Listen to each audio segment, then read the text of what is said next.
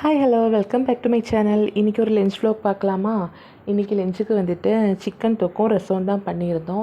Chicken தொக்குக்கு வந்துட்டு எண்ணெய் add பண்ணி வெந்தயம் போட்டதுக்கப்புறம் கட் பண்ணி எடுத்து வச்சுருக்கிற வெங்காயம் ஆட் பண்ணிக்கலாம். வெங்காயம் ஆட் பண்ணி தேவையான அளவுக்கு உப்பு ஆட் பண்ணிவிட்டு, நான் வந்துட்டு சில்லி பவுடர் வந்துட்டு ஆட் பண்ணலை, பெப்பர் பவுடர் தான் ஆட் பண்ணியிருக்கேன். ஸோ காரத்துக்கு தேவையான பெப்பர் ஆட் பண்ணிவிட்டு கொஞ்சம் வதக்கி விட்டதுக்கப்புறம் சிக்கன் வந்துட்டு க்ளீன் பண்ணி எடுத்து வச்சுருக்கிற சிக்கன் வந்துட்டு ஆட் பண்ணிக்கலாம்.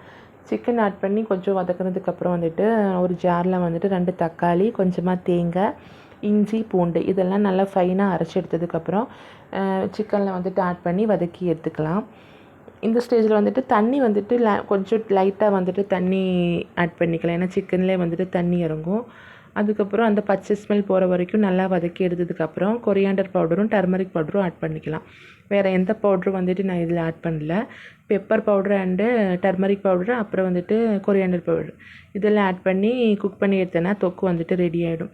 ரசத்துக்கு வந்துட்டு எங்கள் அம்மா சொல்லி கொடுத்த ரெசிபி தான். ரசத்துக்கு வந்துட்டு எண்ணெய் ஆட் பண்ணி கடுகு, வெந்தயம், ஜீரகம், கறிவேப்பிலை, காஞ்ச மிளகா அதெல்லாம் போட்டு கொஞ்சம் வதக்கினதுக்கப்புறம் ஒரு ஜாரில் வந்துட்டு 2 தக்காளி, அப்புறம் வந்துட்டு பூண்டு எடுத்துருக்கோம். பூண்டு கொஞ்சம் நிறைய எடுத்துருக்கோம்.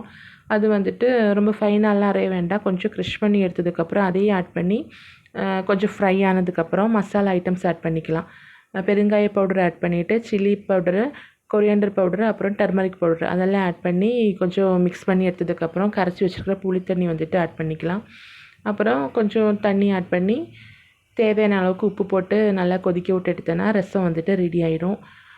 இன்றைக்கி எங்கள் வீட்டில் லஞ்சுக்கு வந்துட்டு சிக்கன் தொக்கும் ரசம் தான் பண்ணியிருந்தோம். அதுக்கப்புறம் அந்த டைமில் வந்துட்டு சாதம் வந்துட்டு குக் ஆயிடுச்சு.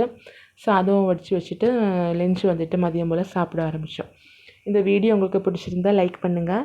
நாளைக்கு இன்னொரு வீடியோவில் பார்க்கலாம். தேங்க்ஸ் ஃபார் வாட்சிங்.